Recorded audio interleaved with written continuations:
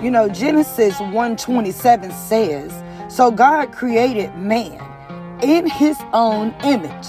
In the image of God, him, male and female, created he them. Could it be that we were here when God created Adam and Eve? Okay, I know that you are probably saying no. That was approximately 9,700 years ago. And if I was born then, I would no longer be here. I get it. And although that argument is understandably correct in the physical world that we live in, could it be that we were here in the spiritual world before we entered the physical world? In Revelation 22:13, God says that I am the Alpha and the Omega, the beginning and the end, the first and the last. Of course, God's beginning and end is much greater than ours. I mean, after all, he found the planet Earth and decided to put life on it. And since we were created in the image of God, could it be that we are also the beginning and the end of our creation in which he blessed us with?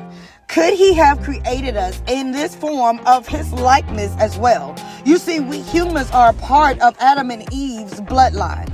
And that much is evident because we carry a generational curse that was handed down by God to them. And that is the curse of death in this world. The threshold of death is one that we all must cross, whether we choose to or not.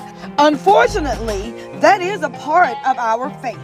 And if this is so, could it be that a tiny microscopic piece of all of us was here during creation, running through Adam and Eve's bloodstream? I like to look at the blessing of Adam and Eve more than the curse because the blessing is unmeasurable.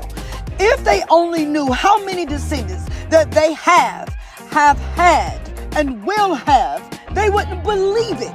It's fascinating to see God's blessing in this magnitude, yet we doubt his full capabilities and limit his blessings by asking for the bare minimum.